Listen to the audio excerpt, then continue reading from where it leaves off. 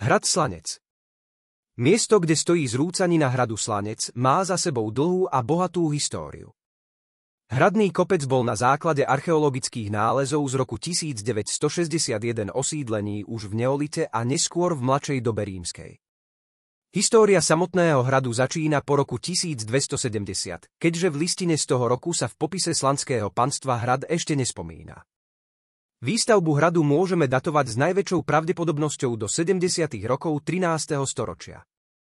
Iniciátormi výstavby boli zrejme príslušníci slaneckej vetvy rodu Aba. Nakoľko hradný kopec a okolie v tej dobe vlastnil Peter, syn Čamov z tohto rodu.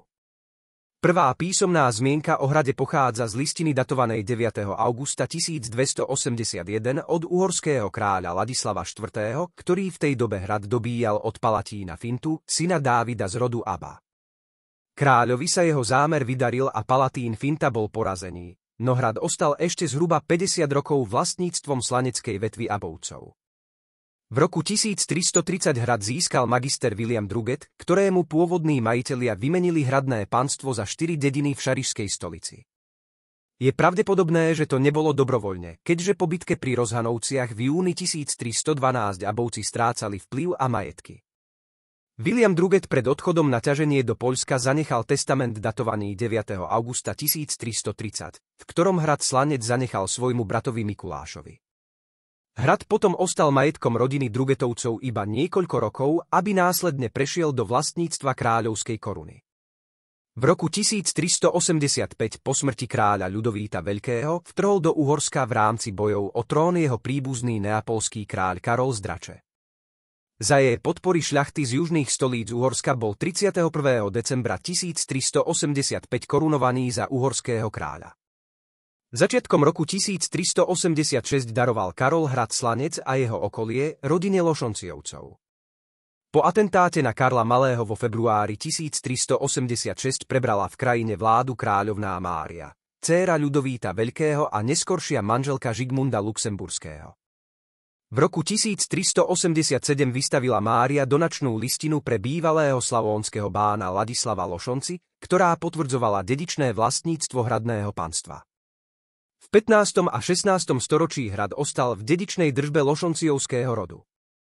Po búrlivých udalostiach druhej polovice 15. storočia spojených s pôsobením bratríckych skupín na východnom Slovensku bol hrad poškodený a v roku 1490 musel do jeho opravy investovať Ladislav Lošonci. V roku 1552 zahynul v bojoch proti Terkom hlavný kapitán dolnohorských vojsk a zároveň posledný mužský príslušník rodu Štefan Losnci. Majiteľkou hradu sa stala jeho dcéra Anna na základe žiadosti jej otca, aby jej boli kráľom Ferdinandom I priznané dedičské práva. Anna z rodu Lošonci sa v roku 1590 po smrti svojho druhého manžela, baróna Krištofa Ungnada, vydala za grófa Žigmunda Forgáča. Po smrti Anny v roku 1595 na panstve vládol jej manžel Žigmund a snažil sa získať Slanec do dedičnej držby. To skončilo úspešne, keď mu v roku 1601 cisár Rudolf II donačnou listinou daroval hrad a okolité majetky. V priebehu 17. storočia hrad často menil majiteľov. Po vypuknutí prvého protihabsburského povstania pod vedením Štefana Bočkaja sa hradu v roku 1605 zmocnili jeho hajdúsi a v neskorších povstaniach sa hrad dostal do rúk povstalcov Gabriela Betlena respektíve povstalcov Juraja I. Rákociho. Po ozbrojenom vystúpení Imricha Tekeliho sa jeho oddiely zmocnili Slanca pomerne rýchlo už v roku 1678, no v ich moci hrad ostal iba 1 rok. Keď sa k hradu priblížili cisárske vojská, Kuruci hrad podpálili a utiekli. Krátko na to dostal generál Leslie od cisára Leopolda príkaz hrad úplne zničiť, čo sa aj stalo. V prvej polovici 80. rokov 17. storočia došlo aj k veľkému úbytku obyvateľstva v okolitých dedinách, čo dosvedčuje súpis slaneckého panstva z roku 1686. Slanský hrad chátral viac ako 130 rokov. Život sa na hrad vrátil v roku 1815, kedy dal majiteľ panstva Jozef Forgáč zrekonštruovať hradnú väžu a zriadil v nej rodové múzeum. V tomto múzeu sa nachádzal dobový nábytok, obrazy rodových erbov a predmety dennej potreby.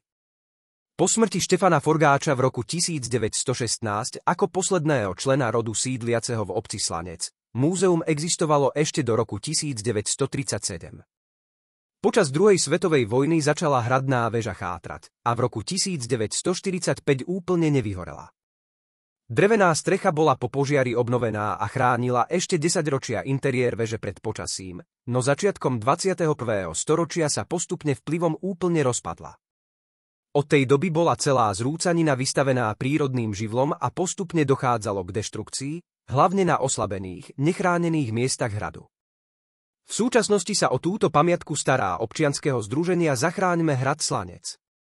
Združenie si zobralo za úlohu vyčistiť hradný kopec, preskúmať celú lokalitu, zachrániť hrad a osvetovo pôsobiť medzi verejnosťou, aby sa nezabudlo na našu históriu. Aj v roku 2023 stále prebieha rekonštrukcia hradného areálu.